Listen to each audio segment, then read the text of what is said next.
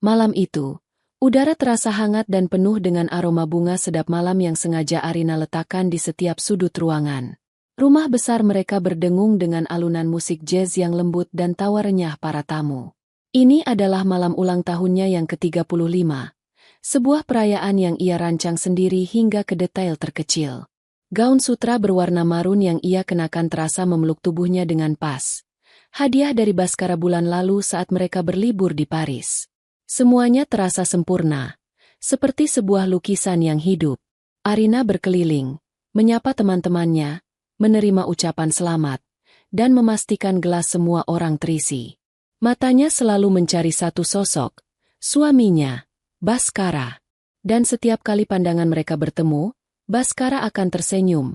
Senyum yang selama 15 tahun ini selalu berhasil membuat jantung Arina berdebar sedikit lebih cepat. Ia melihat Baskara sedang berbicara dengan beberapa rekan bisnisnya. Pria itu tampak gagah dengan setelan jas mahal yang dijahit khusus untuknya. Arina merasa bangga. Ia bangga pada pria yang ia temani dari nol. Dari seorang pemuda dengan mimpi besar hingga menjadi seorang direktur utama di perusahaannya sendiri, Baskara Corp. Ia ingat hari-hari saat mereka hanya makan mie instan di kontrakan kecil, menyusun rencana bisnis di atas kertas bekas. Ia ingat saat ia menjual perhiasan warisan ibunya untuk menjadi modal awal mereka. Semua pengorbanan itu terasa terbayar lunas saat ia melihat Baskara berdiri di sana, di puncak kesuksesannya, di rumah yang mereka bangun bersama. Selamat ulang tahun, sayang, bisik sahabatnya, Rina, sambil memeluknya. Pestanya luar biasa. Kamu selalu punya sentuhan magis.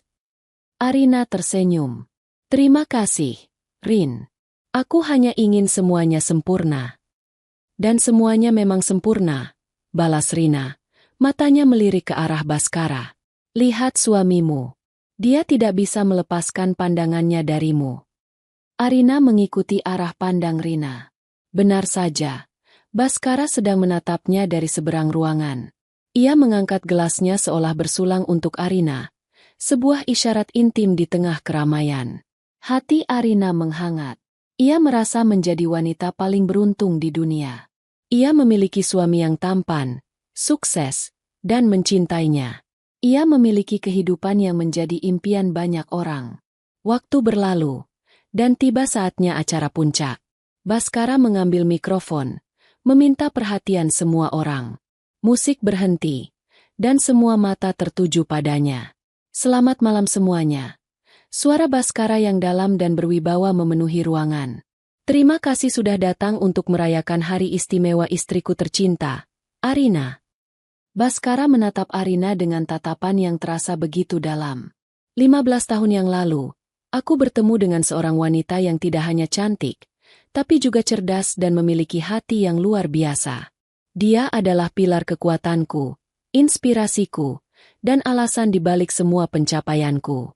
Banyak yang melihat Baskara Corp sebagai hasil kerja kerasku, tapi malam ini aku ingin kalian semua tahu, tanpa Arina, tidak akan ada Baskara Corp. Dia adalah otak di balik semuanya. Pipi Arina merona mendengar pujian itu.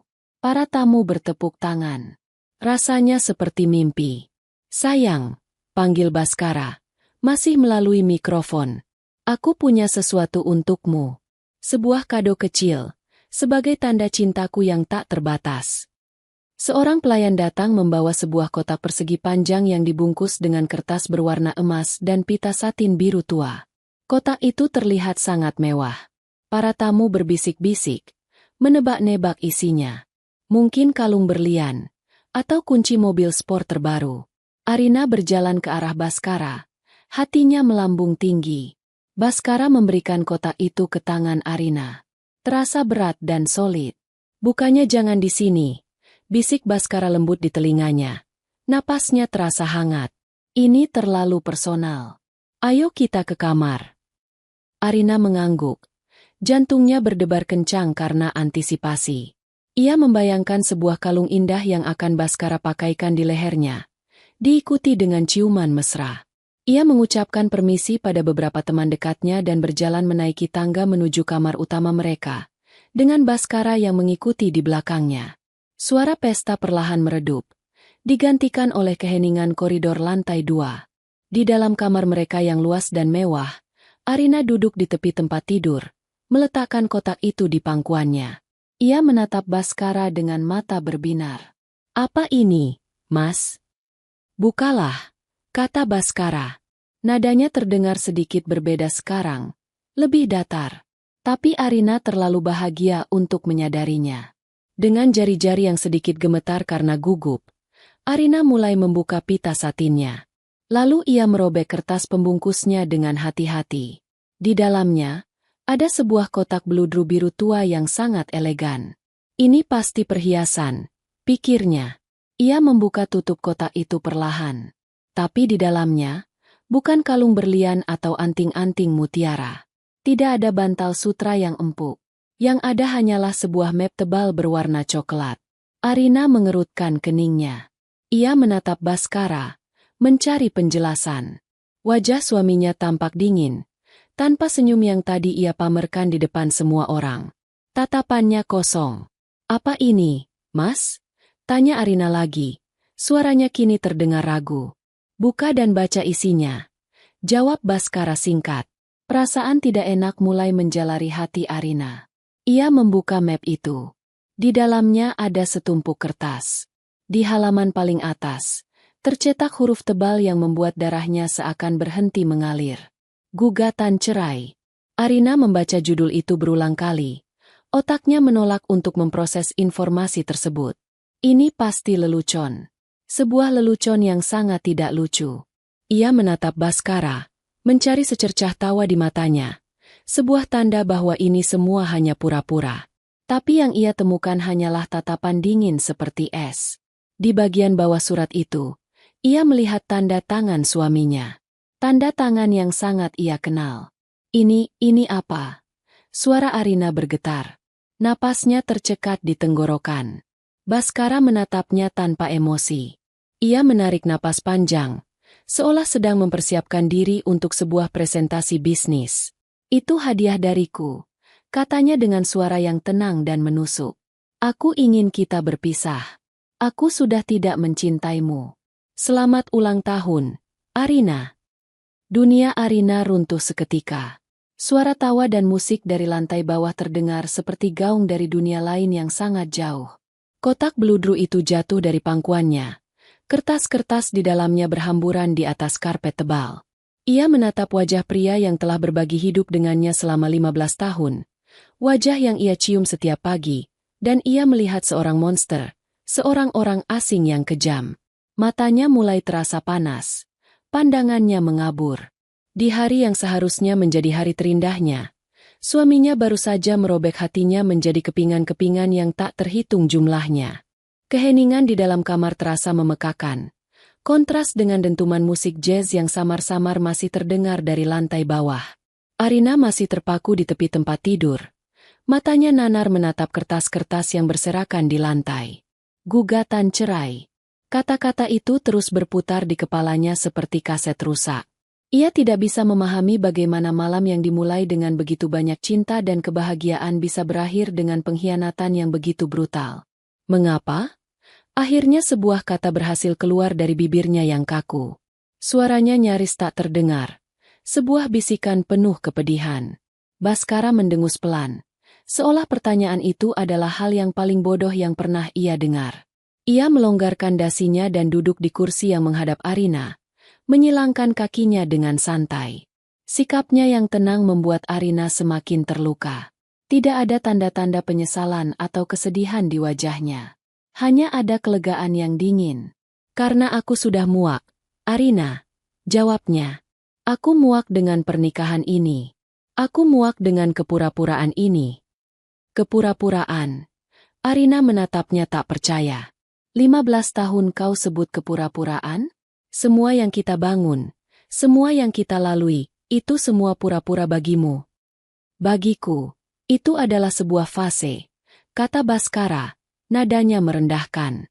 "Sebuah fase yang perlu aku lalui untuk sampai ke titik ini.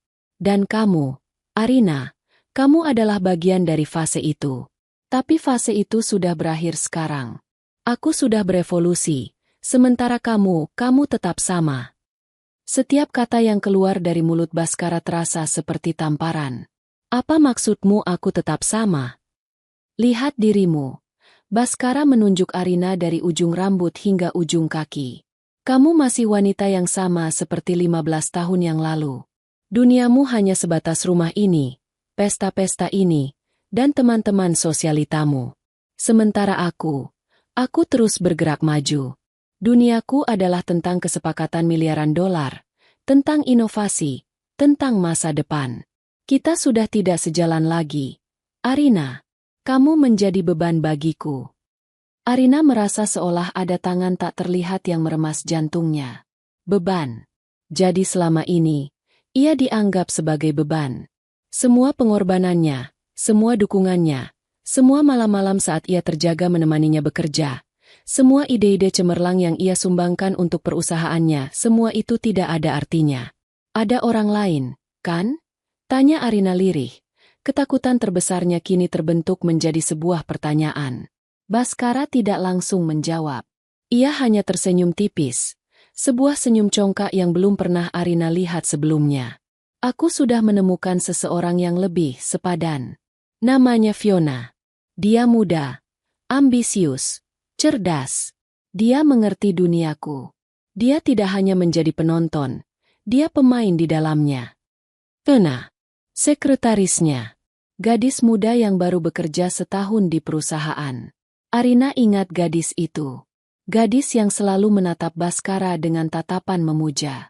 Arina pernah merasa cemburu, tapi ia menepis perasaan itu, meyakinkan dirinya bahwa Baskara tidak akan pernah mengkhianatinya. Betapa bodohnya dia. Jadi semua pujianmu di depan semua orang tadi. Arina tertawa getir. Tawa yang terdengar seperti isak tangis. Semua kata-kata manismu tentang aku sebagai pilar kekuatanmu. Itu semua hanya sandiwara. Tentu saja. Jawab Baskara tanpa ragu. Aku harus menjaga citraku. Arina, perceraian ini harus terlihat baik-baik saja di mata publik. Aku ingin perpisahan yang elegan. Aku tidak mau ada drama. Drama. Ia menyebut kehancuran hidup istrinya sebagai sebuah drama. Aku sudah menyiapkan segalanya, lanjut Baskara, kembali ke mode bisnisnya yang dingin. Aku sudah menyewa pengacara terbaik. Semua aset perusahaan, rumah ini, mobil-mobil, semuanya atas namaku. Kamu tidak akan mendapatkan apa-apa dari perusahaan. Tapi modal awal perusahaan itu dari uang warisanku. Sergah Arina, suaranya mulai meninggi. Baskara tertawa. Uang warisanmu yang sedikit itu? Anggap saja itu investasi yang gagal. Arina, tidak ada bukti tertulisnya. Secara hukum, kamu tidak punya hak apa-apa. Ia kemudian berdiri dan berjalan ke arah meja, mengambil sebuah amplop lain. Ia melemparkannya ke pangkuan Arina. Tapi aku tidak sekejam itu. Di dalam situ ada cek. Anggap saja itu pesangon. Upahmu sebagai ibu rumah tangga selama ini. Jumlahnya cukup untukmu memulai hidup baru, mungkin menyewa apartemen kecil di pinggir kota. Penghinaan itu terasa begitu menyakitkan. Lebih sakit dari perselingkuhannya. Baskara tidak hanya mencampakkannya, ia juga menginjak-injak harga dirinya. Mereduksi 15 tahun hidupnya menjadi sekadar pekerjaan ibu rumah tangga yang bisa dibayar dengan pesangon. Arina membuka amplop itu dengan tangan gemetar. Ia melihat jumlah yang tertera di cek. Jumlah yang sangat besar bagi orang biasa. Tapi jumlah itu adalah sebuah penghinaan jika dibandingkan dengan kekayaan yang telah mereka kumpulkan bersama. Kekayaan yang dibangun di atas fondasi pengorbanan Arina. Api kemarahan yang dingin mulai membakar habis kesedihannya. Ia menatap Baskara, pria yang dulu ia cintai dengan segenap jiwa. Dan yang ia lihat kini hanyalah kesombongan dan keegoisan. Pria ini telah meremehkannya. Pria ini berpikir ia bisa membuangnya begitu saja setelah tidak lagi berguna. Pria ini berpikir ia hanyalah seorang wanita lemah yang akan menangis dan menerima nasibnya. Aku mau kamu pergi dari rumah ini besok pagi, kata Baskara, memecah keheningan. Aku akan menyuruh Fiona untuk mulai pindah kemari lusa. Jadi, berkemaslah.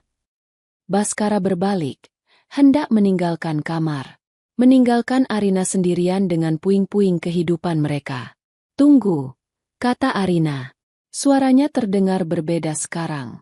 Lebih kuat, lebih dingin, tanpa getar sedikit pun. Baskara berhenti di ambang pintu, menoleh sedikit. Apa lagi? Arina berdiri. Ia berjalan mendekati Baskara. Tatapannya tajam dan menusuk. Kau melakukan satu kesalahan besar, Baskara. Baskara mengangkat alisnya. Tampak geli. Oh ya? Apa itu? Kau lupa siapa aku, bisik Arina. Kau lupa bahwa otak di balik strategis bisnis Baskara Corp yang brilian itu bukan otakmu. Itu otakku.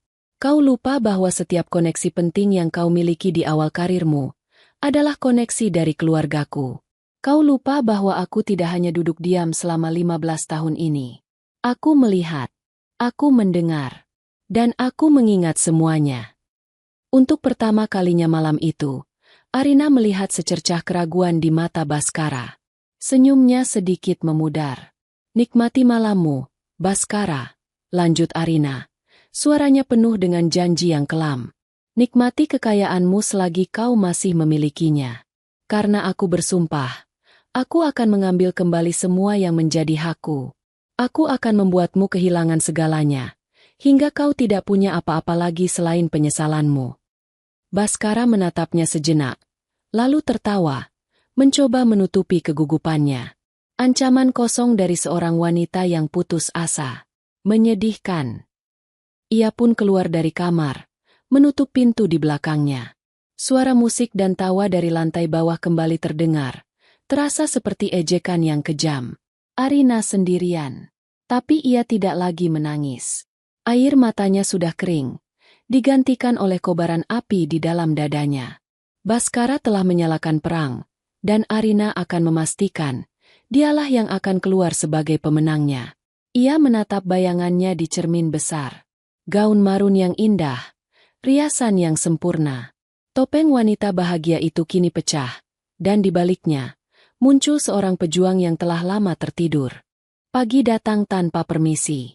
Sinar matahari menembus celah gorden tebal di kamar mereka. Atau lebih tepatnya, kamar Baskara sekarang. Arina tidak tidur semalaman. Ia hanya duduk di sofa beludru di sudut kamar, memeluk lututnya, menatap kosong ke sekeliling ruangan yang tiba-tiba terasa asing dan dingin. Setiap benda di dalamnya seolah mengejeknya. Foto pernikahan mereka di atas nakas, di mana mereka berdua tersenyum begitu bahagia, kini terlihat seperti sebuah kebohongan yang menyakitkan. Lemari pakaian yang penuh dengan baju-baju mahal pemberian Baskara terasa seperti sangkar emas yang selama ini mengurungnya. Semalam, setelah Baskara pergi, ia tidak menangis. Amarah memberinya kekuatan semu, sebuah benteng yang melindunginya dari rasa sakit yang sebenarnya. Tapi di keheningan pagi, saat adrenalinnya surut, benteng itu mulai retak. Rasa sakit itu merembes masuk, dingin dan tajam, menggerogoti setiap bagian dirinya. Ia merasa hancur. Ia merasa kosong. 15 tahun hidupnya, dedikasinya, cintanya, semuanya direduksi menjadi sebuah fase yang telah berakhir. Ia harus pergi. Kata-kata Baskara terngiang di telinganya. Aku mau kamu pergi dari rumah ini besok pagi. Sebuah pengusiran yang kejam dari surga yang ia bantu ciptakan. Dengan langkah gontai, ia mengambil sebuah koper besar dari ruang ganti. Ia mulai memasukkan pakaiannya. Tangannya bergerak mekanis. Ia tidak memilih. Ia hanya mengambil apa saja yang bisa diraihnya. Gaun-gaun pesta, tas-tas bermerek, sepatu-sepatu mahal. Semua benda yang dulu memberinya sedikit kebahagiaan kini terasa seperti sampah. Ia berhenti saat tangannya menyentuh sebuah sweter kasmir sederhana. Sweter pertama yang ia beli dengan sisa gajinya sebelum ia berhenti bekerja untuk fokus membantu Baskara. Ia memakainya saat mereka merintis usaha dari garasi kontrakan. Aroma sweter itu masih sama, membawa kenangan akan masa-masa sulit namun penuh harapan. Saat itulah air matanya akhirnya jatuh. Bukan isakan keras, melainkan aliran air mata sunyi yang membasahi pipinya. Ia menangisi bukan hanya pengkhianatan Baskara, tapi juga hilangnya Arina yang dulu, gadis penuh mimpi yang percaya pada cinta abadi. Ia menyeret kopernya menuruni tangga. Para pelayan menatapnya dengan pandangan iba, berbisik-bisik di antara mereka. Arina mengabaikan mereka. Ia tidak punya kekuatan untuk merasa malu. Di ruang tamu, sisa-sisa kemewahan pesta semalam masih terlihat. Beberapa gelas kosong, beberapa balon yang sudah layu. Sebuah pemandangan tragis dari kebahagiaan yang telah mati. Saat ia hendak membuka pintu, ia melihat Baskara turun dari tangga, sudah rapi dengan setelan kerjanya, seolah tidak ada apa-apa yang terjadi. Mereka berpapasan di dekat pintu. Baskara menatap koper di tangan Arina, lalu menatap Arina dengan tatapan dingin. Sudah mau pergi? Bagus. Jangan lupa tinggalkan kunci mobil dan kartu kredit perusahaan di meja. Arina menatapnya, tidak mengatakan apa-apa. Ia merogoh tasnya, mengeluarkan dompet, dan meletakkan kartu kredit platinum dengan nama perusahaan di atas meja konsol.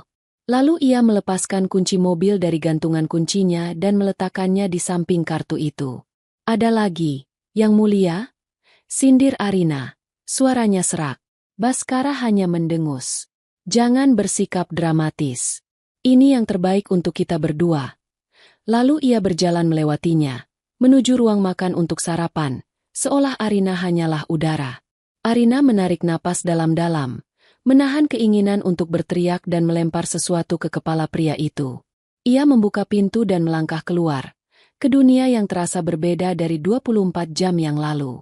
Ia memesan taksi online, dan saat mobil itu datang, ia masuk tanpa menoleh ke belakang. Ia tidak mau melihat rumah itu lagi. Tujuannya hanya satu, rumah sahabatnya, Rina. Saat Rina membuka pintu dan melihat Arina berdiri di sana dengan mata bengkak dan koper besar, ia tidak perlu bertanya. Ia langsung menarik Arina ke dalam pelukannya. Di dalam pelukan hangat sahabatnya, pertahanan Arina akhirnya runtuh. Ia menangis sejadi-jadinya, mengeluarkan semua rasa sakit, penghinaan, dan kekecewaan yang ia pendam semalaman. Rina membiarkannya menangis. Ia membawakan teh hangat, menyelimutinya, dan hanya duduk di sampingnya, menjadi sandaran yang ia butuhkan. Setelah tangisnya mereda, Arina menceritakan semuanya, setiap detail yang menyakitkan, setiap kata yang menghina. Brengsek, laki-laki tidak tahu diuntung. Maki Rina, wajahnya memerah karena marah. Setelah semua yang kamu lakukan untuknya, dia pikir dia bisa jadi seperti sekarang tanpa kamu? Akan aku datangi dia dan... Jangan, Rin. Potong Arina lemah. Tidak ada gunanya. Semuanya sudah berakhir. Berakhir? Tidak. Arin. Ini belum berakhir, kata Rina tegas. Kamu tidak bisa membiarkannya lolos begitu saja. Kamu harus melawan. Ambil kembali hakmu. Hak apa? Arina tertawa getir. Dia benar, Rin. Semua aset atas namanya. Aku tidak punya bukti apa-apa. Aku bodoh karena terlalu percaya padanya. Hari-hari berikutnya terasa kabur. Arina mengurung diri di kamar tamu Rina. Ia menolak makan, menolak bicara. Ia hanya tidur, berharap saat bangun nanti semua ini hanyalah mimpi buruk. Rina dengan sabar merawatnya, tidak pernah memaksanya, hanya selalu ada di sisinya. Rina juga yang menyuruh asisten rumah tangganya untuk mengambil sisa barang-barang Arina dari rumah Baskara. Beberapa kotak kardus berisi barang-barang pribadi Arina kini menumpuk di sudut kamar. Arina bahkan tidak sanggup melihatnya. Kotak-kotak itu adalah representasi fisik dari hidupnya yang kini telah hancur. Suatu sore, seminggu setelah hari itu, Arina terbangun dengan perasaan hampa seperti biasanya. Rina sedang bekerja. Ia sendirian di rumah yang sunyi. Matanya tertumbuk pada tumpukan kotak di sudut ruangan. Ia merasa sudah saatnya ia menghadapi masa lalunya. Dengan enggan, ia bangkit dan membuka salah satu kotak. Isinya adalah buku-buku lamanya, album foto, dan beberapa barang kenangan. Ia membuka album foto. Di sana ada foto-foto mereka saat masih pacaran, saat baru menikah. Mereka terlihat begitu muda, begitu polos, begitu penuh cinta. Rasa sakit kembali menusuknya. Ia hendak menutup kotak itu, saat matanya menangkap sebuah benda di bagian paling bawah. Sebuah hard disk eksternal tua, terbungkus plastik. Ia ingat benda ini. Ia membelinya belasan tahun lalu untuk menyimpan data-data dari laptop lamanya yang sudah rusak. Ia mengira isinya hanyalah foto-foto lama dan tugas-tugas kuliah yang sudah tidak relevan. Didorong oleh rasa penasaran, ia mengambil laptop Rina dan menyambungkan hard disk itu. Ia membuka folder demi folder. Sebagian besar memang foto-foto lama. Tapi kemudian, ia menemukan sebuah folder dengan nama Proyek Impian. Jantungnya berdebar. Ia membuka folder itu. Di dalamnya, puluhan file dokumen dan spreadsheet. Matanya terpaku pada nama-nama file itu. Proposal bisnis awal, Baskara Corp Doc. Analisis SWOT dan strategi pasar Doc. Proyeksi keuangan 5 tahun pertama XLSX. Presentasi untuk investor V1 PPTX. Scan bukti transfer dana warisan PDF. Tangannya gemetar saat membuka satu persatu file itu. Semua ada di sana. Proposal bisnis setebal 50 halaman yang ia tulis sendiri, malam demi malam, saat Baskara sibuk mencari koneksi. Analisis pasar yang mendalam, hasil risetnya selama berbulan-bulan. Proyeksi keuangan yang ia buat dengan sangat teliti. Bahkan, di sana ada scan bukti transfer dari rekeningnya ke rekening Baskara, dengan catatan, modal awal usaha bersama. Ia juga menemukan draft-draft email yang ia tulis untuk Baskara, berisi saran-saran strategis, ide-ide produk baru, bahkan konsep logo perusahaan yang pertama. Ia telah melupakan semua ini. Ia terlalu sibuk menjadi istri pendukung, hingga ia lupa bahwa ia adalah arsiteknya. Baskara tidak hanya mencuri hatinya, ia juga mencuri hasil kerja keras dan kecerdasan otaknya, mengklaimnya sebagai miliknya sendiri. Baskara benar. Arina yang dulu tidak ada lagi. Tapi ia salah besar jika berpikir Arina yang cerdas itu telah mati. Ia hanya tertidur. Dan malam ini, ia telah bangun. Rasa sakit di hatinya berubah menjadi sesuatu yang lain. Sesuatu yang lebih tajam, lebih fokus. Sebuah amarah yang dingin dan penuh perhitungan. Baskara menyebut uang warisannya sebagai investasi yang gagal. Arina akan menunjukkan padanya, investasi itu akan segera membuahkan hasil, tapi bukan untuknya. Baskara bilang ia tidak punya bukti. Ia baru saja menemukan sebuah gudang amunisi. Arina menatap layar laptop. Matanya menyala dengan cahaya yang baru. Api di dalam dirinya yang sempat padam karena air mata pengkhianatan, kini kembali menyala. Lebih besar, lebih panas, dan lebih berbahaya dari sebelumnya. Ini bukan lagi tentang balas dendam. Ini tentang keadilan. Ini tentang mengambil kembali identitasnya yang telah dirampas. Ia menutup laptopnya. Ia tahu apa yang harus ia lakukan. Ia tidak akan menangis lagi. Ia akan berjuang. Pagi berikutnya, Arina bangun dengan tujuan.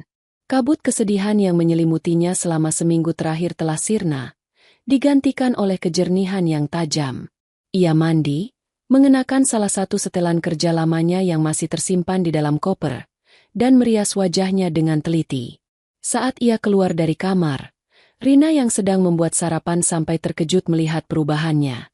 "Arin, kamu?" Rina tidak bisa menyelesaikan kalimatnya. Ia melihat Arina yang berbeda. Bukan Arina yang rapuh dan hancur, tapi Arina yang ia kenal di masa kuliah dulu. Seorang wanita yang cerdas, fokus, dan penuh percaya diri. "Aku butuh bantuanmu, Rin," kata Arina. Suaranya tenang dan mantap. "Aku mau nomor telepon Dian, pengacara itu. Teman kita waktu kuliah."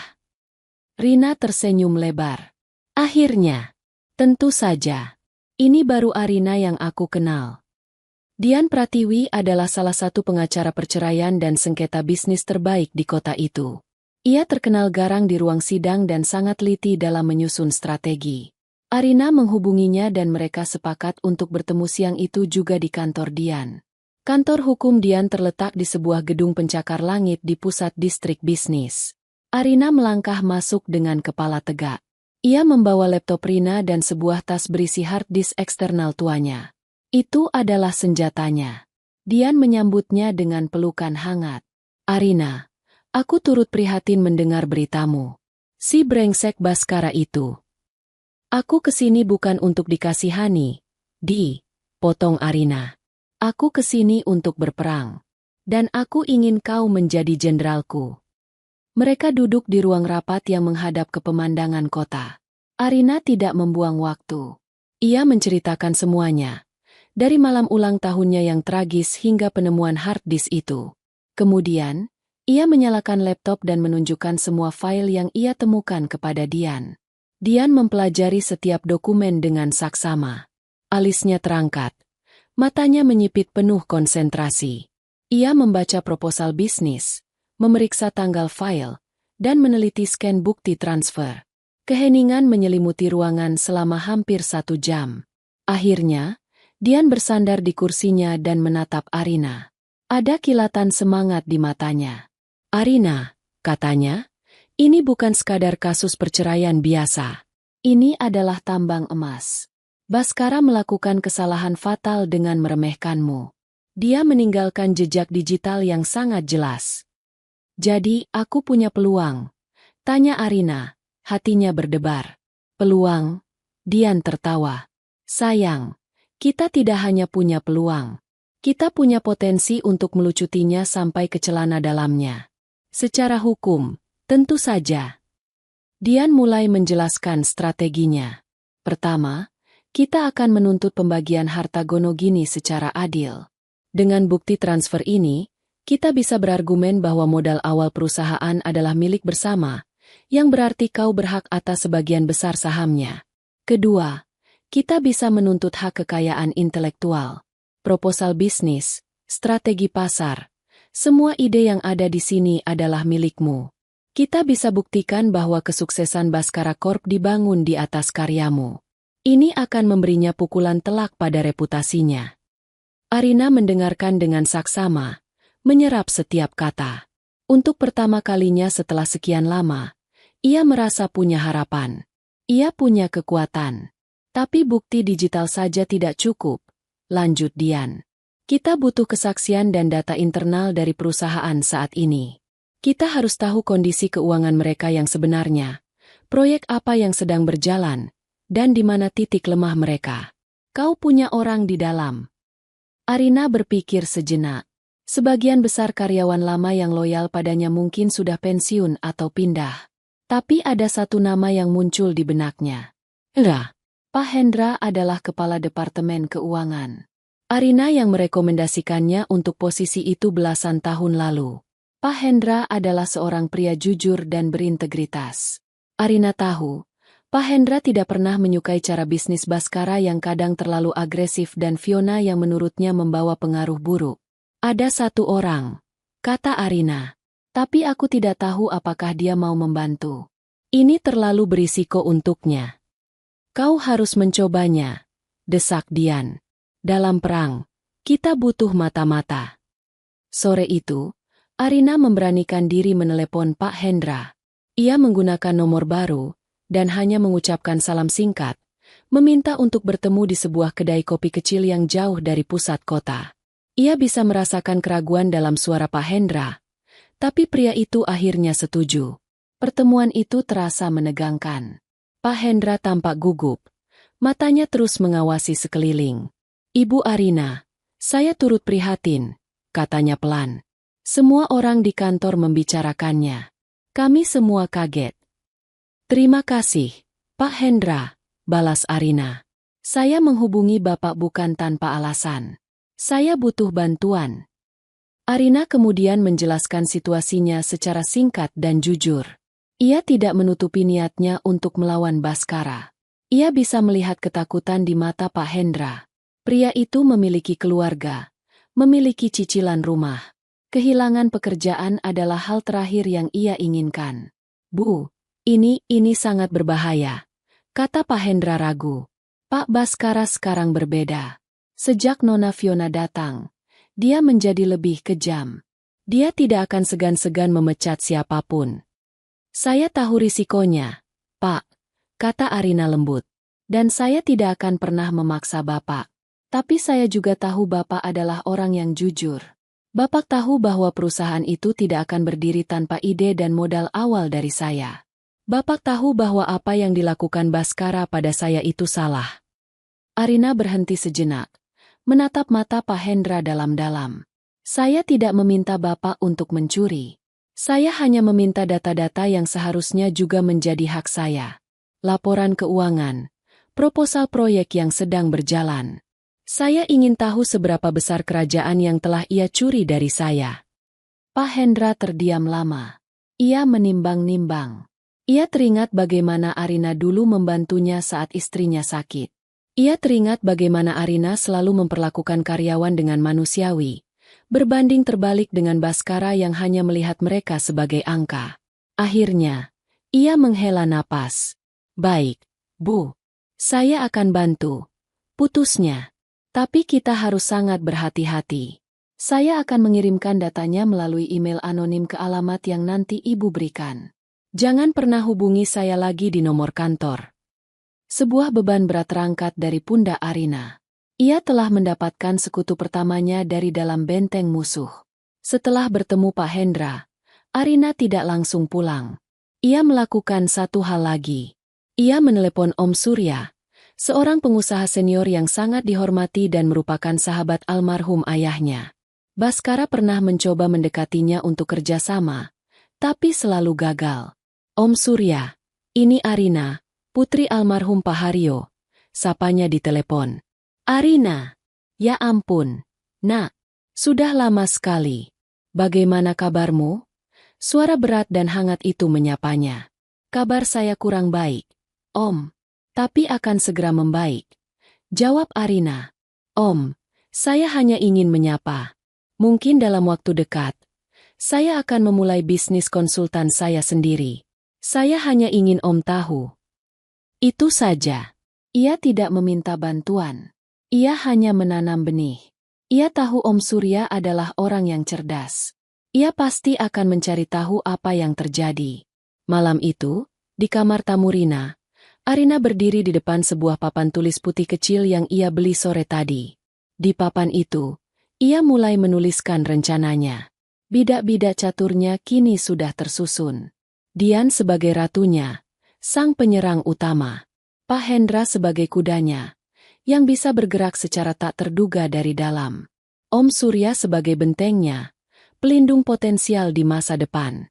Dan ia sendiri adalah sang raja, atau lebih tepatnya, sang ratu yang memimpin pertempuran. Di bawah bagan itu, ia menuliskan target pertamanya, berdasarkan informasi awal yang diberikan Pak Hendra. Proyek properti Nusa Sentosa. Proyek terbesar Baskara Corp saat ini. Titik terkuatnya, yang akan segera Arina ubah menjadi titik terlemahnya. Ia menatap papan tulis itu, sebuah senyum tipis terukir di bibirnya. Permainan telah dimulai. Ruang mediasi di pengadilan agama terasa dingin dan steril. Udaranya penuh dengan ketegangan yang tak terucap. Arina duduk tegak di satu sisi meja panjang. Di sampingnya ada Dian Pratiwi yang tampak tenang dan profesional. Arina mengenakan blus sederhana berwarna krem dan celana bahan hitam. Penampilannya sengaja ia buat bersahaja namun rapi, kontras dengan citra istri sosialita yang selama ini melekat padanya. Ia ingin menunjukkan bahwa ia datang bukan sebagai korban yang meratap, melainkan sebagai seorang pebisnis yang serius. Di seberang meja, Baskara duduk dengan angkuh. Ia didampingi oleh dua orang pengacara dari sebuah firma hukum ternama. Mereka semua mengenakan setelan jas termahal, memancarkan aura arogansi dan kekuasaan. Baskara melirik Arina sekilas. Sebuah senyum tipis yang meremehkan tersungging di bibirnya. Ia seolah ingin berkata, "Lihat, aku membawa pasukan, sementara kau hanya datang dengan teman kuliahmu." Ia tidak tahu bahwa satu singa betina jauh lebih berbahaya daripada dua serigala sombong. Mediator memulai sesi dengan membacakan prosedur. Suasananya formal dan kaku. Pengacara Baskara, seorang pria parubaya berperut buncit bernama Pak Firman, memulai pembicaraan. Ia menyajikan proposal penyelesaian damai dari pihak Baskara. Klien kami, Bapak Baskara, dengan kebesaran hatinya ingin menyelesaikan perceraian ini secara kekeluargaan dan tanpa konflik. Katanya dengan suara yang dibuat-buat terdengar bijaksana. Sebagai bentuk itikat baik dan penghargaan atas tahun-tahun pernikahan yang telah dijalani, Bapak Baskara menawarkan sebuah dana penyelesaian kepada Ibu Arina. Ia mendorong selembar kertas ke tengah meja. Jumlah yang tertera di sana sama persis dengan jumlah di cek yang Baskara lemparkan padanya malam itu. Penghinaan yang sama, kini dibungkus dengan bahasa hukum yang berbunga-bunga. Klien kami merasa jumlah ini lebih dari cukup bagi Ibu Arina untuk memulai lembaran hidup yang baru, lanjut Pak Firman. Perlu dicatat bahwa penawaran ini murni atas dasar kemanusiaan, mengingat seluruh aset yang ada, termasuk perusahaan Baskara Corp, adalah properti tunggal milik Bapak Baskara yang didirikan jauh setelah pernikahan. Dusta. Sebuah dusta yang diucapkan dengan begitu lancar dan percaya diri. Arina merasakan amarahnya naik. Tapi ia menahannya. Ia melirik Dian, yang memberinya anggukan kecil. Ini saatnya. Dian berdeham pelan. Terima kasih atas penawaran yang murah hati dari pihak Bapak Baskara. Katanya, penekanan sinis pada kata murah hati begitu tipis hingga nyaris tak terasa. Namun, pihak kami menolak proposal tersebut secara keseluruhan. Pak Firman tampak terkejut. Ia jelas tidak menduga akan ada penolakan. Ia mengira Arina akan langsung menerima uang itu. Menolak? Atas dasar apa? Klien saya sudah sangat baik. Atas dasar kebenaran. Potong Dian dengan tegas. Suaranya yang tajam membelah udara. Kami menolak karena proposal tersebut didasarkan pada asumsi yang keliru. Yaitu, asumsi bahwa klien saya, Ibu Arina, tidak memiliki kontribusi finansial maupun intelektual terhadap pendirian dan kesuksesan Baskara Corp. Baskara mendengus. Itu bukan asumsi, itu fakta. Dian mengabaikan Baskara dan menatap lurus ke arah mediator. Yang terhormat Bapak Mediator, kami memiliki bukti yang menunjukkan sebaliknya. Kami ingin mengajukan ini sebagai pertimbangan awal. Dian mengeluarkan sebuah map dari tasnya. Bukan map coklat berisi surat cerai yang menyakitkan, tapi map biru cerah yang terasa penuh harapan. Ia mengeluarkan beberapa lembar kertas dan menyajikannya di atas meja. Ini, kata Dian, suaranya mantap, adalah salinan bukti transfer bank tertanggal 15 tahun yang lalu. Sejumlah dana yang cukup signifikan ditransfer dari rekening pribadi atas nama Arina Hario, yang merupakan dana warisan dari almarhum ayahnya, ke rekening pribadi atas nama Baskara.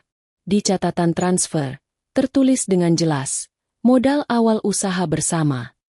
Wajah Baskara langsung berubah. Senyumnya lenyap, digantikan oleh ekspresi kaget yang tak bisa ia sembunyikan. Matanya membelalak menatap kertas di atas meja. Ia ingat uang itu, tapi ia yakin tidak ada lagi jejaknya. Ia salah. Pak Firman tergagap. Ini bisa saja merupakan pinjaman pribadi, atau sebuah hadiah. Jika ini pinjaman, maka belum pernah ada pengembalian, balas Dian cepat. Jika ini hadiah, maka aneh sekali, hadiah tersebut diberikan tepat seminggu sebelum akta pendirian perusahaan dibuat. Kami juga memiliki saksi yang bisa menguatkan bahwa pendirian perusahaan ini adalah impian bersama kedua belah pihak sejak awal. Dian kemudian meletakkan selembar kertas lagi di atas tumpukan itu. Dan ini, halaman pertama dari proposal bisnis asli Baskara Corp. Proposal yang berhasil mendapatkan pendanaan dari investor pertama mereka. Kami punya alasan kuat untuk percaya bahwa proposal ini ditulis oleh klien saya.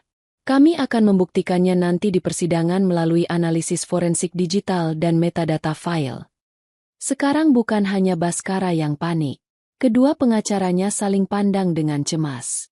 Mereka benar-benar tidak siap menghadapi serangan ini. Mereka datang untuk pembagian harta gonogini standar, bukan sengketa pendirian perusahaan. Berdasarkan bukti-bukti awal ini, tutup Dian dengan pukulan pamungkas. Kami menuntut hak klien kami atas 50% saham di Baskara Corp. Dan untuk memastikan tidak ada aset yang disembunyikan atau dialihkan selama proses ini, kami secara resmi meminta perintah pengadilan untuk dilakukannya audit forensik menyeluruh terhadap seluruh aset pribadi Bapak Baskara dan aset perusahaan Baskara Corp. Kata, audit forensik, terdengar seperti ledakan bom di ruangan yang sunyi itu. Baskara mengepalkan tangannya di bawah meja hingga buku-buku jarinya memutih. Ia ingin berteriak, tapi ia tahu itu hanya akan memperburuk posisinya. Ia telah jatuh ke dalam perangkap. Ia meremehkan Arina, dan kini ia membayar harganya. Mediator menatap berkas-berkas itu, lalu menatap Baskara. Pertarungan ini jelas tidak akan mudah. Langkah pertama Arina telah berhasil mengguncang fondasi kepercayaan diri Baskara. Namun, serangan Arina tidak berhenti di ruang mediasi. Pertempuran sesungguhnya terjadi di medan yang lain. Selama seminggu terakhir, Arina dan Pak Hendra telah berkomunikasi secara rahasia. Pak Hendra berhasil mengirimkan semua data yang Arina butuhkan terkait proyek properti Nusa Sentosa. Itu adalah proyek prestisius pembangunan sebuah resor mewah dan kompleks villa. Baskara mempertaruhkan banyak modal dan reputasi pada proyek ini. Arina mempelajari setiap detail proposal yang Baskara ajukan kepada pemerintah daerah dan para investor. Dengan latar belakang pendidikannya di bidang manajemen bisnis dan pengalamannya menyusun rencana awal Baskara Corp, ia dengan cepat menemukan beberapa kelemahan fatal. Baskara, dalam kesombongannya, telah mengambil jalan pintas. Analisis dampak lingkungannya terlalu dangkal dan optimis, mengabaikan potensi kerusakan ekosistem mangrove di sekitar lokasi. Struktur pembiayaannya juga sangat rapuh, terlalu bergantung pada satu investor utama dari luar negeri yang rekam jejaknya meragukan. Arina tidak membocorkan data mentah itu. Itu terlalu kasar dan bisa dilacak kembali ke Pak Hendra. Sebaliknya, ia melakukan sesuatu yang lebih cerdas. Ia menghabiskan 2 hari penuh untuk menulis sebuah analisis mendalam setebal 10 halaman, membedah semua kelemahan proposal Baskara dari sudut pandang seorang analis risiko independen. Ia menggunakan data dari Pak Hendra sebagai dasar, namun menyajikannya dengan argumen dan data pembanding dari sumber-sumber publik, membuatnya terlihat seperti hasil risetnya sendiri. Ia tidak menyebut nama Baskara Corp sama sekali. Ia hanya mengulas sebuah proposal investasi properti skala besar di kawasan Nusa Sentosa. Setelah selesai, ia mengirimkan analisis tersebut dari sebuah warung internet menggunakan alamat email anonim. Targetnya ada 2. Pertama, sebuah media bisnis online yang terkenal kritis dan investigatif. Kedua, ia mengirimkannya ke Direktur Utama PT Anugrah Properti, kompetitor terberat Baskara Corp dalam tender proyek Nusa Sentosa. Efeknya lebih cepat dari yang ia duga. 2 hari kemudian, media bisnis itu menerbitkan sebuah artikel utama dengan judul, Proyek Ambisius Nusa Sentosa, Surga Investasi atau Bom Waktu Ekologis. Artikel itu mengutip analisis anonim yang mereka terima, menyoroti semua kelemahan yang Arina tulis. Berita itu langsung menyebar di kalangan pebisnis properti. Malam itu, Baskara sedang dalam perjalanan pulang. Ia baru saja keluar dari pertemuan yang menegangkan dengan tim pengacaranya yang memarahinya, karena tidak memberitahu mereka tentang uang warisan Arina. Suasana hatinya sudah sangat buruk. Kemudian ponselnya berdering. Dari Direktur PT Anugrah Properti. Baskara, sapa suara di seberang dengan nada penuh kemenangan. Aku hanya ingin berterima kasih. Berkat analisis brilian tentang kelemahan proposalmu yang beredar hari ini, kami baru saja mengajukan proposal revisi yang jauh lebih kuat kepada Pemda. Sepertinya, proyek Nusa Sentosa akan menjadi milik kami. Sambungan telepon terputus. Baskara terpaku di kursi belakang mobilnya. Ia membuka ponselnya dan melihat artikel berita itu. Setiap kata di dalamnya seperti menusuk jantungnya. Kelemahan-kelemahan itu. Tidak ada orang luar yang mungkin tahu sedetail itu. Ini bukan kebetulan. Kemarahan yang luar biasa menjalari dirinya. Pertama serangan di pengadilan, sekarang sabotase bisnis.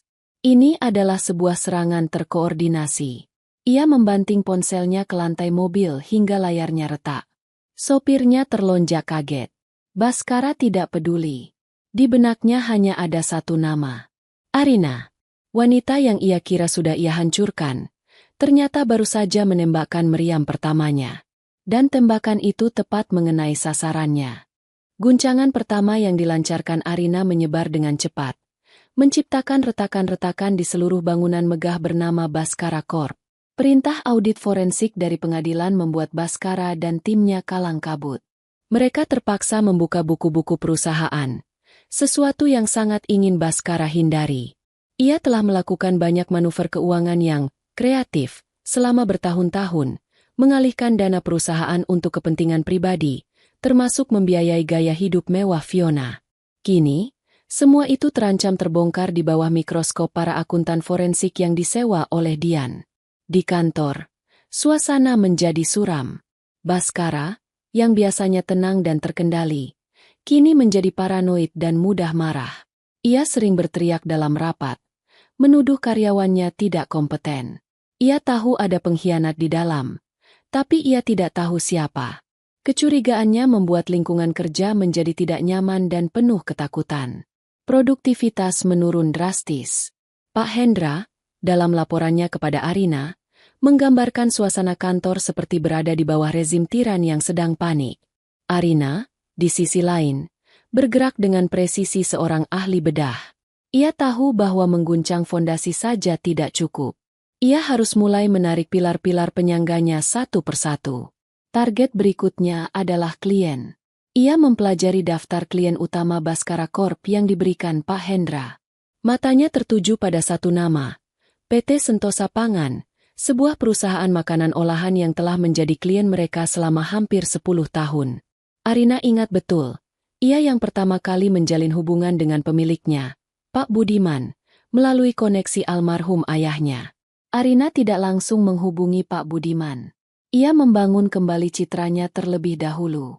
Dengan bantuan Rina yang punya banyak koneksi di media, Arina berhasil menulis beberapa artikel opini tentang strategi bisnis dan manajemen risiko di beberapa portal berita bisnis. Ia juga menjadi pembicara di sebuah seminar kecil untuk para pengusaha muda. Ia tidak pernah menyebut namanya sebagai mantan istri Bhaskara. Ia memperkenalkan dirinya sebagai Arina Haryo, praktisi bisnis dan konsultan strategi.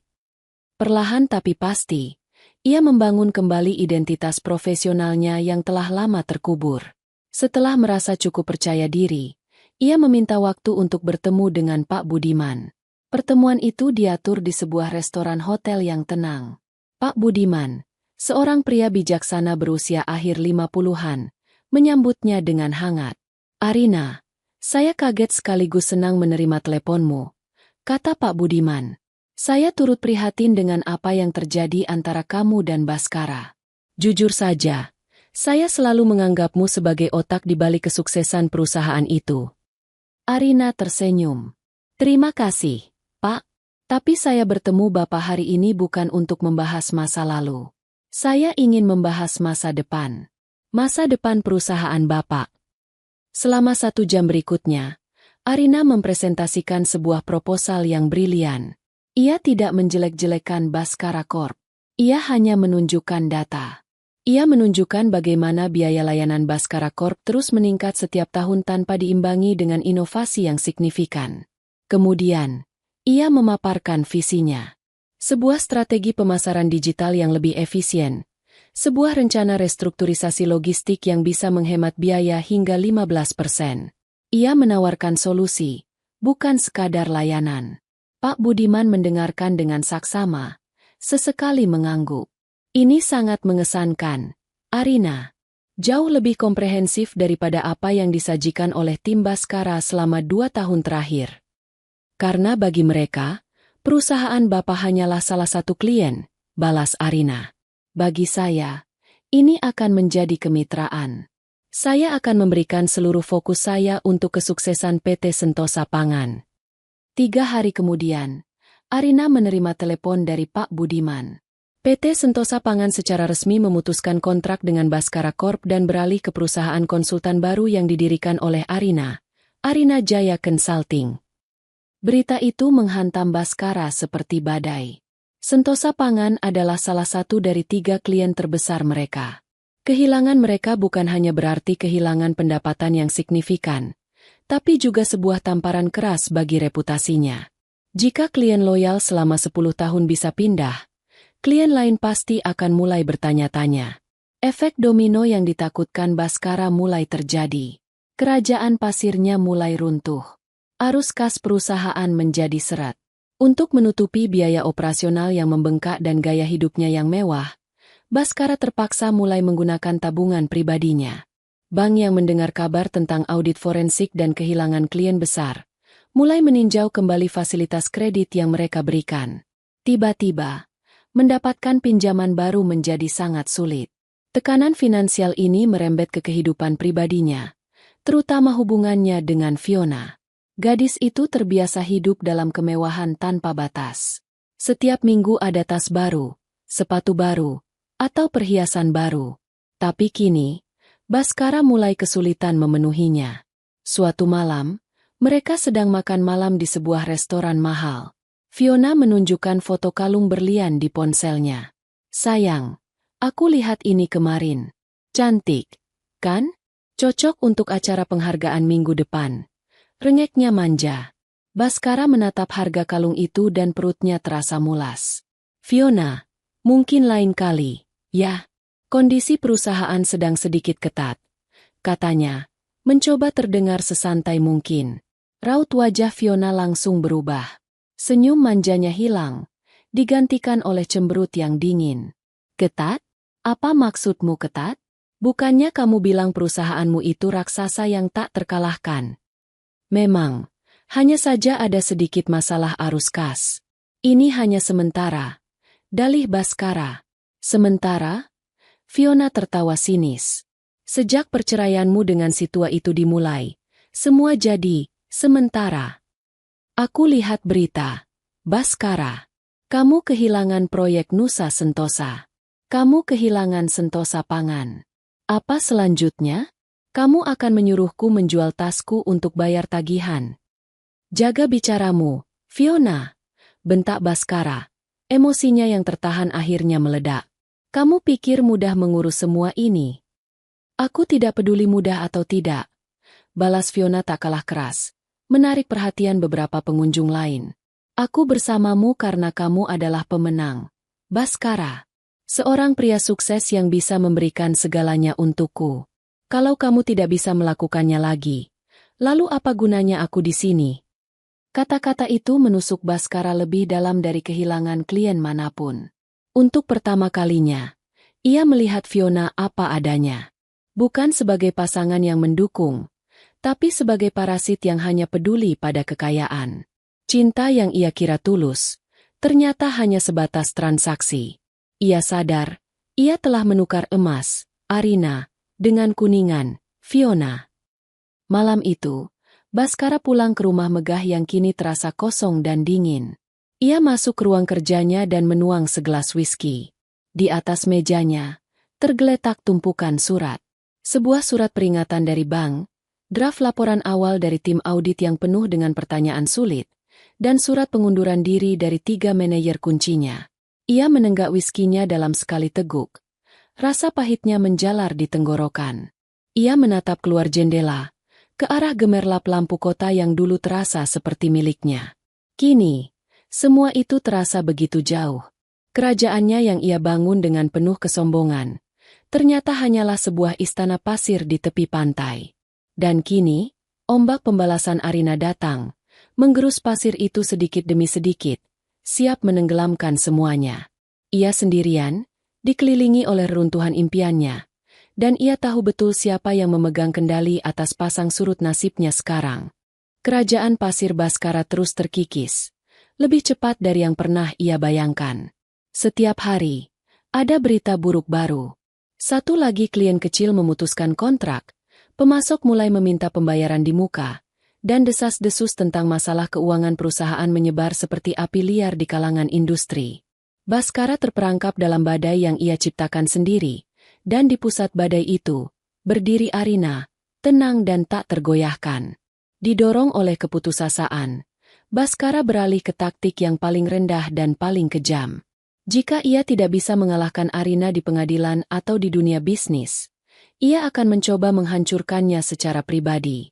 Ia akan menyerang reputasinya, meremukkan semangatnya hingga Arina tidak punya lagi kekuatan untuk melawan. Ia mulai menyebar desas-desus di lingkaran sosial mereka. Ia menceritakan versi ceritanya sendiri kepada teman-teman mereka, melukiskan Arina sebagai wanita serakah yang tiba-tiba menuntut harta setelah diceraikan baik-baik. Ia menuduh Arina tidak pernah puas dan hanya menginginkan uangnya. Beberapa orang percaya padanya, beberapa lainnya ragu. Tapi kerusakan itu mulai terasa. Beberapa kenalan lama mulai menjaga jarak dari Arina.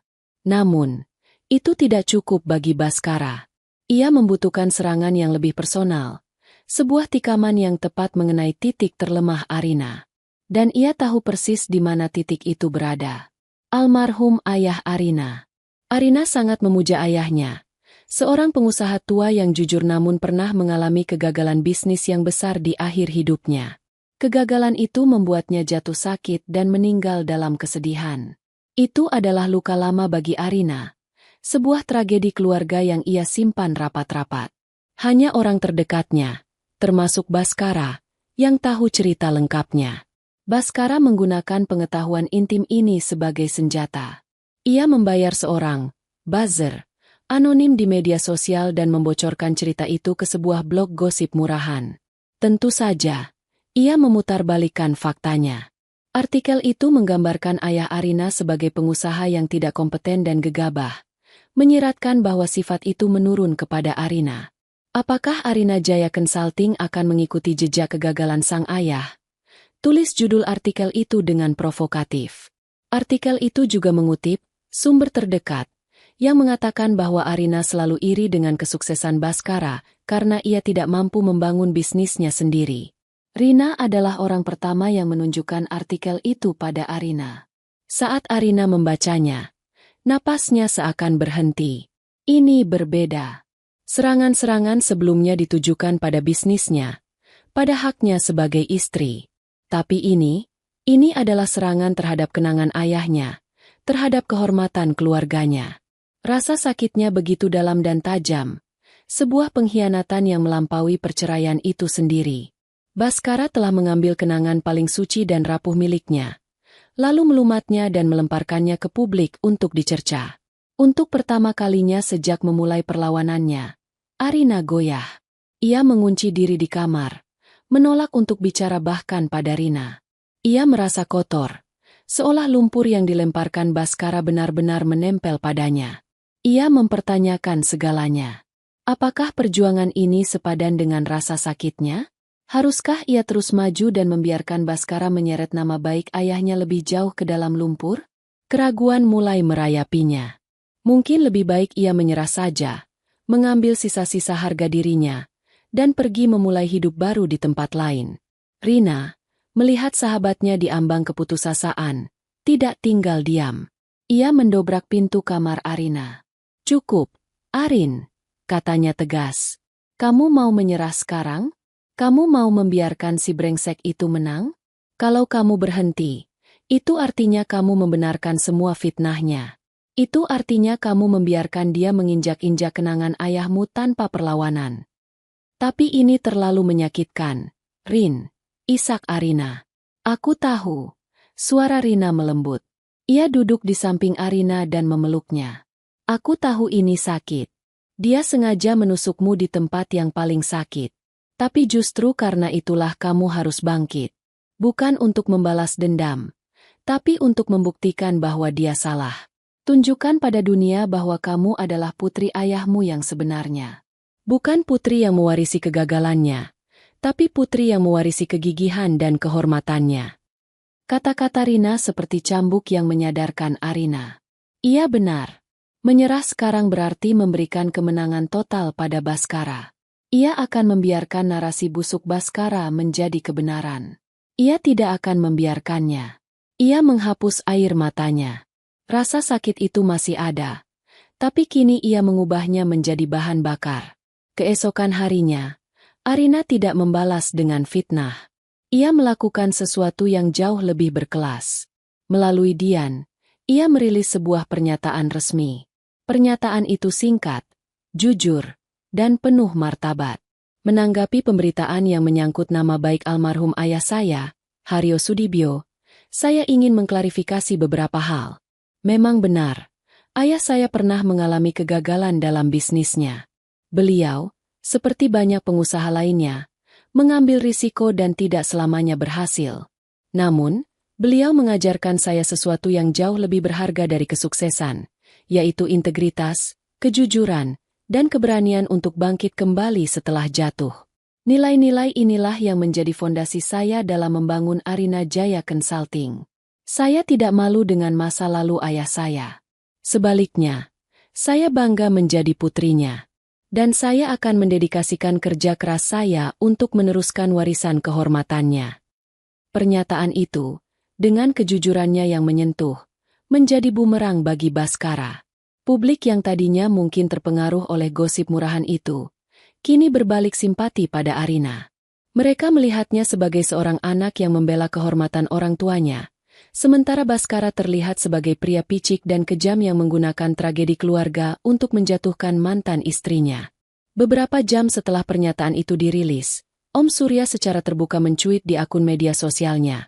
Haryo Sudibyo adalah sahabat dan salah satu orang paling terhormat yang pernah saya kenal.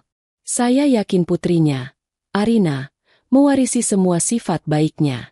Saya mendukung penuh kiprahnya di dunia bisnis. Dukungan dari seorang tokoh sekaliber Om Surya langsung membungkam semua desas-desus. Serangan Baskara tidak hanya gagal, tapi justru memperkuat citra Arina. Melihat rencananya hancur berantakan, Baskara dilanda kepanikan total. Ia kehabisan pilihan. Hanya ada satu jalan terakhir yang tersisa, berpura-pura menyesal. Ia mencari tahu di mana kantor sementara Arina Jaya Consulting, sebuah ruang kantor kecil yang ia sewa di gedung yang tidak terlalu mencolok. Suatu sore, ia muncul di sana tanpa pemberitahuan. Penampilannya tampak kacau. Rambutnya sedikit berantakan. Ada lingkaran hitam di bawah matanya. Ia sengaja menampilkan citra pria yang hancur dan penuh penyesalan. Arina sedang berdiskusi dengan dua staf barunya saat resepsionis memberitahunya bahwa Baskara ada di lobi. Jantung Arina berdebar kencang. Tapi ia berhasil menguasai dirinya. Ia meminta stafnya untuk melanjutkan pekerjaan dan berjalan keluar menemuinya. Ia mempersilakan Baskara masuk ke ruangannya yang kecil. Kontras dengan kantor direktur utama yang luas dan mewah milik Baskara dulu. Arina, panggil Baskara dengan suara parau. Maafkan aku. Arina hanya menatapnya, tidak berkata apa-apa. Aku telah melakukan kesalahan terbesar dalam hidupku. Lanjut Baskara, matanya berkaca-kaca. Sebuah akting yang nyaris sempurna. Aku buta. Arina. Buta oleh ambisi dan godaan sesaat. Fiona, dia tidak berarti apa-apa. Dia hanya sebuah kesalahan. Kamulah satu-satunya wanita yang pernah aku cintai. Ia mencoba meraih tangan Arina, tapi Arina menarik tangannya. Aku mohon, hentikan semua ini, pinta Baskara. Hentikan tuntutan ini. Aku akan memberikanmu penyelesaian yang jauh lebih baik. Aku akan memberikanmu rumah, tunjangan bulanan yang besar, apa saja yang kau mau. Asalkan kita bisa berhenti saling menyakiti. Arina mendengarkan setiap kata-katanya dengan tenang. Ia menatap mata pria di hadapannya. Dulu, ia bisa melihat seluruh dunianya di mata itu. Sekarang, yang ia lihat hanyalah kebohongan dan keputusasaan. Ia bisa melihat bahwa penyesalan Baskara tidak datang dari hatinya. Penyesalan itu datang dari rekening banknya yang menipis dan kerajaannya yang runtuh. Akhirnya, Arina angkat bicara. Suaranya dingin dan jernih seperti pecahan kaca. Kau tahu, Baskara, katanya. Aku sempat berpikir, mungkin masih ada sisa sedikit saja dari pria yang dulu aku nikahi di dalam dirimu. Pria yang punya mimpi dan kehormatan. Tapi setelah kau menggunakan nama ayahku untuk menyerangku, aku sadar, pria itu sudah lama mati. Yang ada di hadapanku sekarang hanyalah seorang pengecut yang takut kehilangan hartanya. Wajah Baskara menegang. Aktingnya buyar. Penawaranmu terlambat 15 tahun, lanjut Arina. Seharusnya kau menawarkanku penghargaan dan pengakuan saat aku membantumu membangun perusahaan dari nol. Kau terlambat beberapa minggu. Seharusnya kau datang dengan penyesalan tulus, bukan karena kau akan kalah. Kau tidak datang ke sini karena kau menyesal telah menyakitiku. Kau datang ke sini karena kau takut. Kau takut menjadi miskin. Arina berdiri. Pertemuan kita selesai. Aku tidak mau melihatmu lagi kecuali di pengadilan. Ia berjalan ke arah pintu dan membukanya. Silakan keluar. Baskara menatapnya dengan campuran antara amarah dan kekalahan.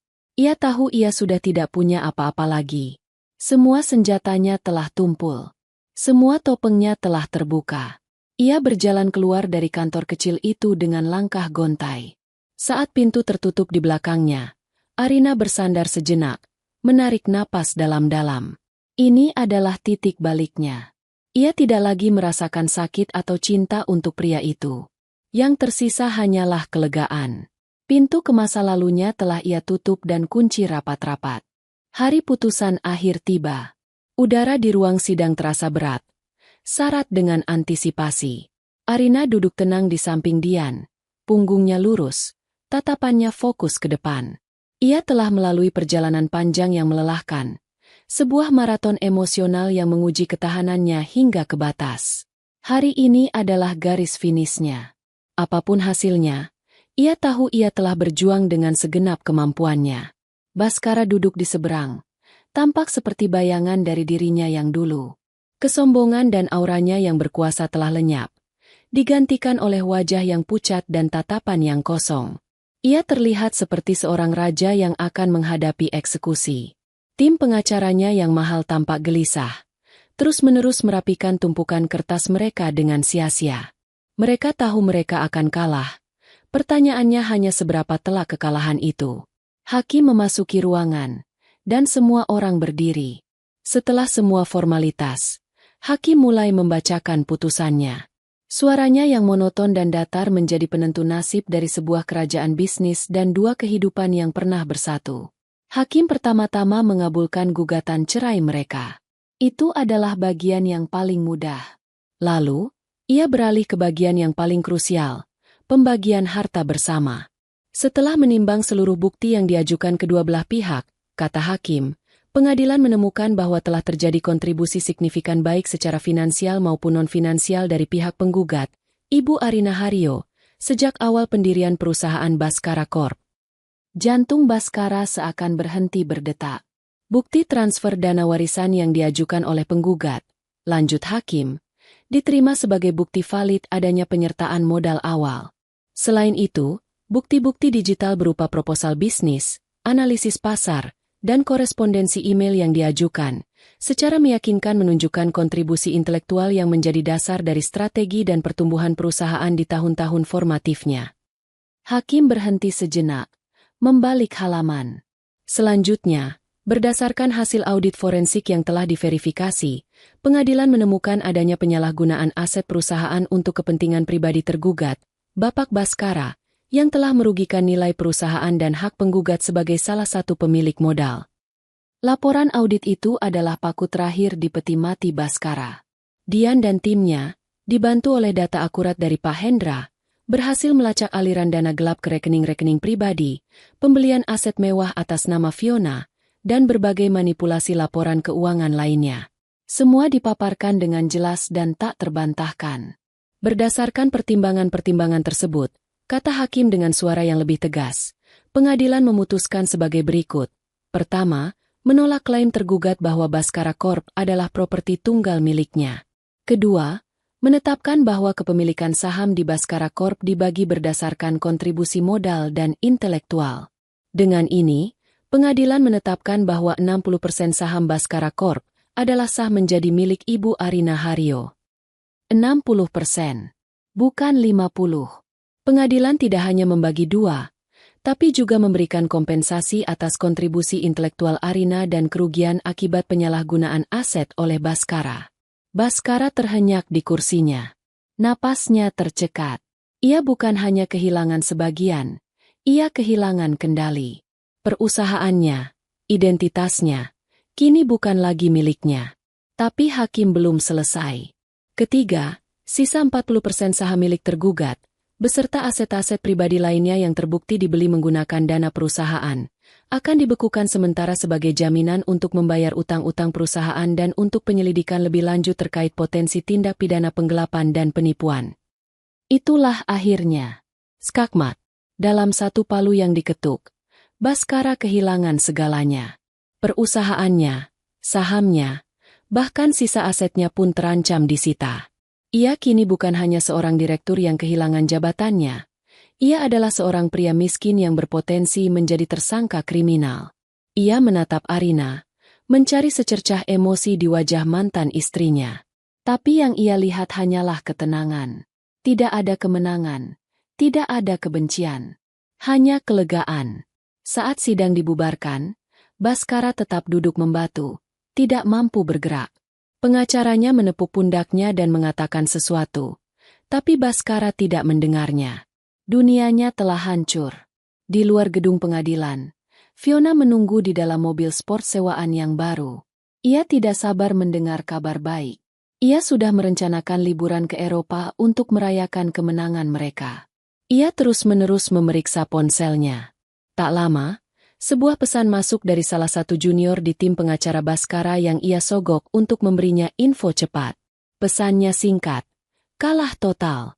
Pak Baskara kehilangan segalanya. Saham mayoritas jatuh ke tangan Bu Arina. Mata Fiona membelalak. Ia membaca pesan itu 3 kali. Miskin. Kata-kata itu berdengung di telinganya. Tanpa berpikir 2 kali, ia mengetik sebuah balasan singkat untuk Baskara. Jangan hubungi aku lagi. Semoga beruntung dengan hidup barumu. Ia kemudian memblokir nomor Baskara, menyalakan mesin mobil, dan pergi dari sana tanpa menoleh ke belakang. Ia harus segera kembali ke apartemen Baskara dan mengemasi semua barang berharga miliknya sebelum semuanya disita. Baginya, hubungan ini sudah selesai. Beberapa jam kemudian, Baskara akhirnya tiba di rumah megahnya. Rumah itu terasa sunyi dan angker. Ia berjalan masuk. Langkahnya berat. Di atas meja ruang tamu yang terbuat dari marmer Italia, ia melihat sebuah catatan kecil di samping kotak-kotak perhiasan yang kosong melompong. Catatan dari Fiona. Ini semua sudah berakhir. Jangan cari aku. Baskara meremas kertas itu. Ia tidak marah. Ia tidak sedih. Ia hanya merasa hampa. Ia berjalan sempoyongan ke bar mini di sudut ruangan dan melihat bayangannya di cermin besar di belakangnya. Ia melihat seorang pria parubaya yang tampak lelah, kalah, dan sendirian. Ia telah memiliki segalanya. Istri yang brilian dan setia, kerajaan bisnis yang makmur, kekasih muda yang cantik. Dan dalam kesombongannya, ia telah menghancurkan semuanya dengan tangannya sendiri. Ia ambruk di sofa kulit yang mahal, sofa yang kini bukan lagi miliknya. Dan untuk pertama kalinya, ia menangis. Bukan tangisan kemarahan, tapi tangisan penyesalan yang sunyi dan menyakitkan. Sementara itu, di sebuah restoran sederhana, Arina duduk bersama Rina dan Dian. Mereka tidak mengadakan pesta besar. Mereka hanya makan malam bersama, merayakan kemenangan dalam diam. Jadi, apa rencanamu sekarang, Bu Direktur? Goda Rina. Arina tersenyum. Senyum tulus pertama setelah sekian lama. Pertama, aku akan merestrukturisasi perusahaan. Mengganti namanya. Membuang semua racun yang ditinggalkan Baskara. Lalu, kita akan membangunnya kembali dengan cara yang benar. Ia menatap keluar jendela, melihat lampu-lampu kota yang mulai menyala. Permainan catur yang melelahkan ini akhirnya berakhir. Ia telah memenangkannya. Tapi ini bukanlah akhir dari ceritanya. Ini adalah awal dari sebuah babak yang baru. Sebuah permainan baru di mana ia yang menulis aturannya sendiri. 6 bulan berlalu seperti dalam mimpi buruk yang lambat. Bagi Baskara, waktu tidak lagi diukur dengan rapat dewan direksi atau penutupan saham, melainkan dengan tumpukan tagihan yang tak terbayar dan bunyi notifikasi penolakan lamaran kerja di ponselnya yang retak. Ia kini tinggal di sebuah kamar kos sempit di pinggiran kota, sebuah ruangan yang ukurannya tidak lebih besar dari kamar mandi di rumah lamanya. Cat di dindingnya mengelupas, dan satu-satunya jendela menghadap ke tembok bata tetangga. Kemewahan telah menguap dari hidupnya, meninggalkan residu pahit dari kenyataan. Setiap pagi, ia terbangun bukan oleh sinar matahari yang lembut, melainkan oleh suara bising lalu lintas dan bau asap knalpot yang menyelinap masuk dari ventilasi. Ia tidak lagi sarapan salmon asap dan kopi impor, melainkan bubur instan dan kopi saset. Ia menghabiskan hari-harinya dengan sia-sia, menelusuri situs lowongan kerja, mengirimkan puluhan lamaran yang tidak pernah mendapat balasan. Namanya telah menjadi racun di dunia bisnis. Berita perceraiannya yang brutal dan kejatuhan perusahaannya menjadi studi kasus yang dibicarakan di mana-mana. Tidak ada yang mau mempekerjakan seorang mantan direktur yang reputasinya hancur lebur karena keserakahan dan pengkhianatan. Penghinaan terbesar datang saat ia terpaksa menjual jam tangan mewah terakhir yang tersisa. Jam tangan yang Arina berikan untuk ulang tahun pernikahan mereka yang ke-10. Saat menyerahkan jam itu kepada pembeli di sebuah lobi mal yang ramai, ia merasa seperti menyerahkan potongan terakhir dari harga dirinya.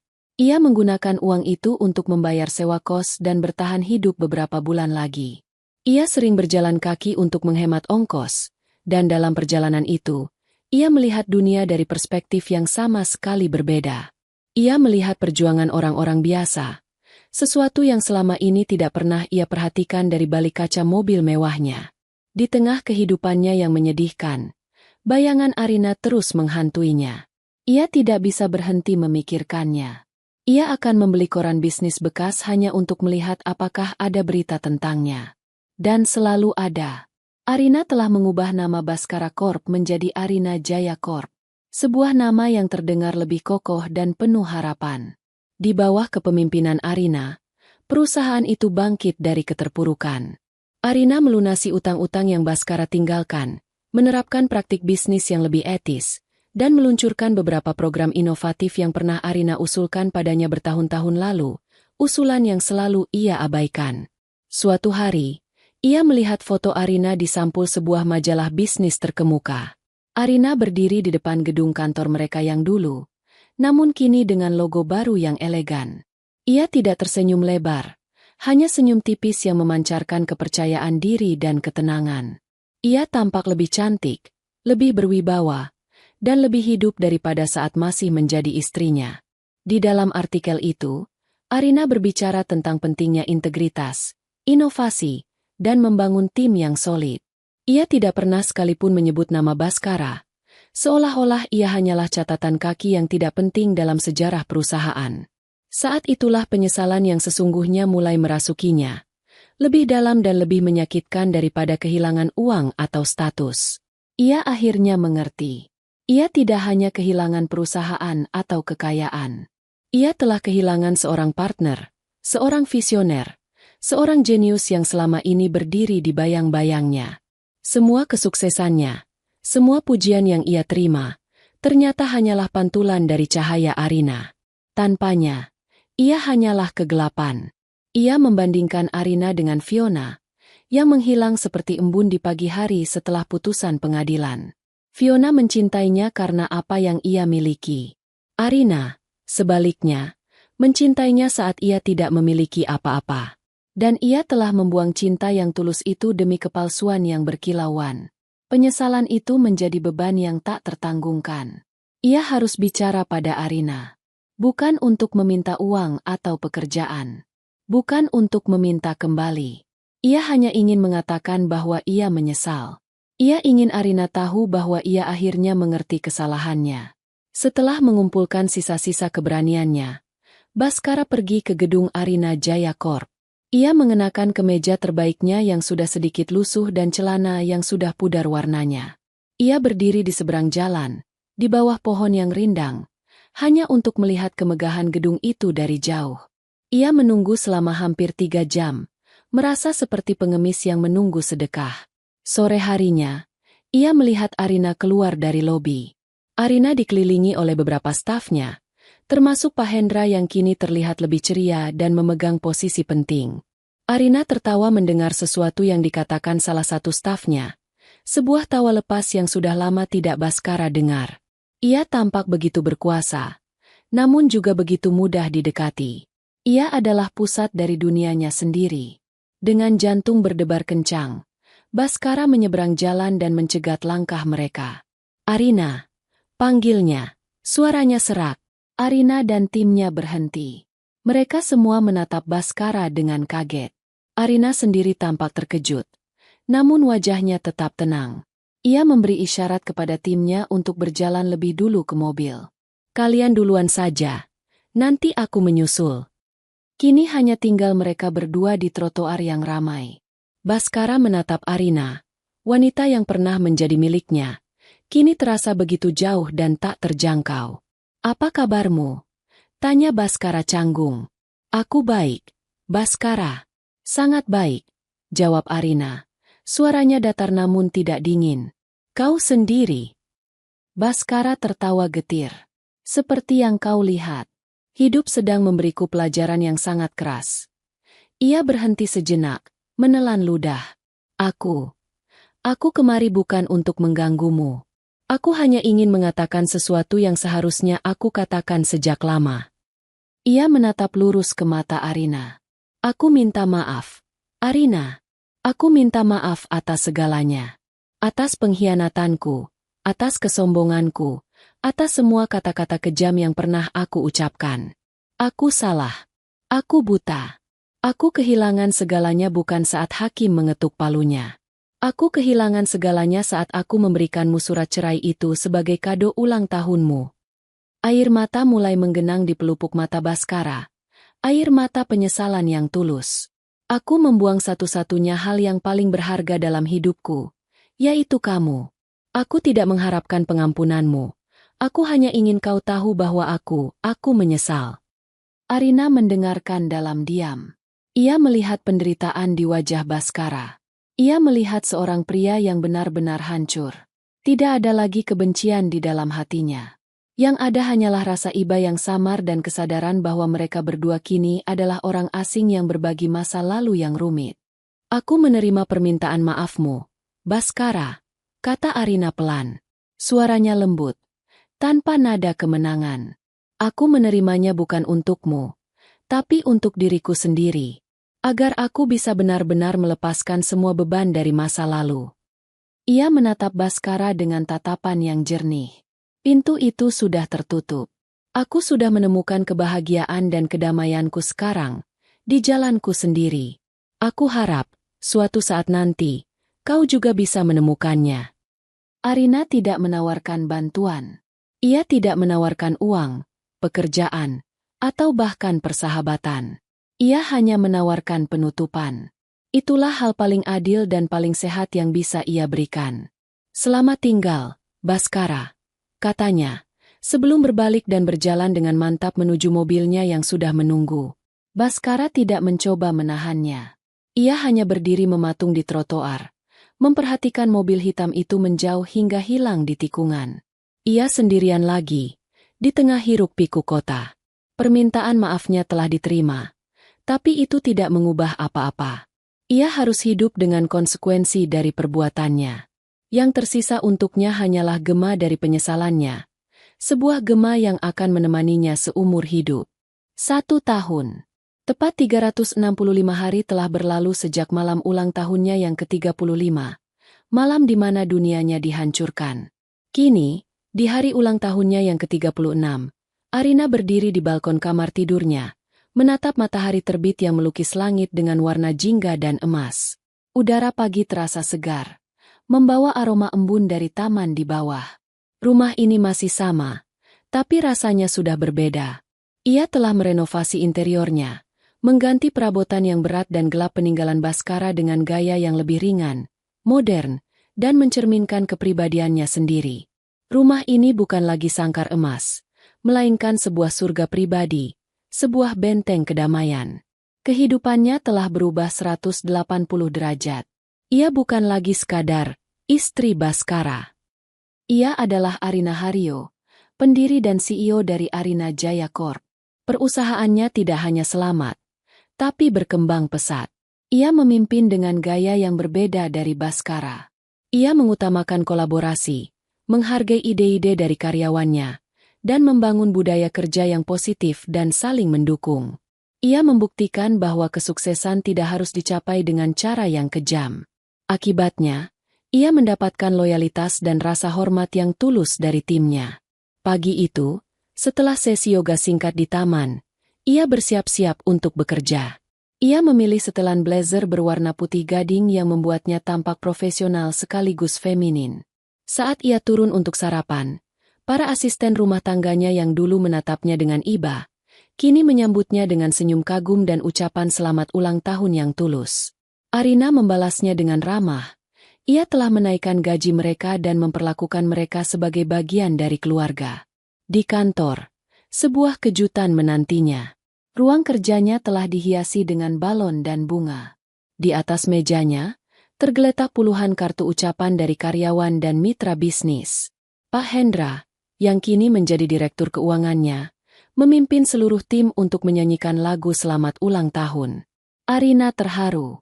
Ia dikelilingi oleh orang-orang yang tulus menghargainya karena siapa dirinya, bukan karena siapa suaminya.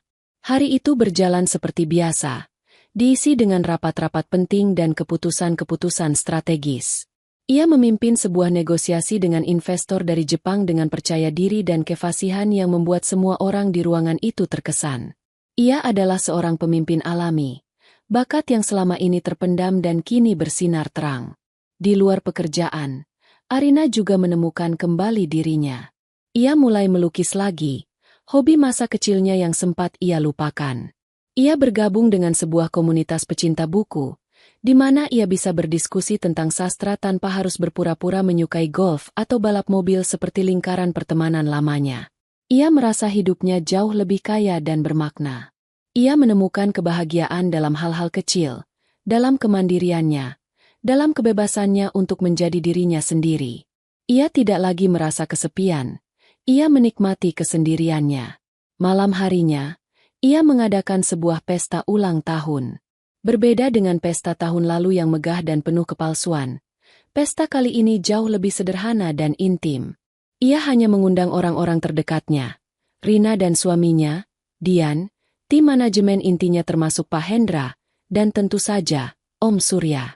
Pesta itu diadakan di taman belakang rumahnya, di bawah untaian lampu-lampu temaram. Alunan musik akustik yang lembut menjadi latar dari suara tawa dan obrolan hangat. Arina, mengenakan gaun biru langit yang simpel namun elegan, berkeliling menyapa tamunya. Ia tertawa lepas saat Rina menceritakan lelucon lama dari masa kuliah mereka. Ia berdiskusi serius namun santai dengan Om Surya tentang tren pasar terbaru. Ia mendengarkan cerita Pak Hendra tentang putrinya yang baru masuk universitas. Ia merasa terhubung. Ia merasa menjadi bagian dari sesuatu yang nyata dan tulus.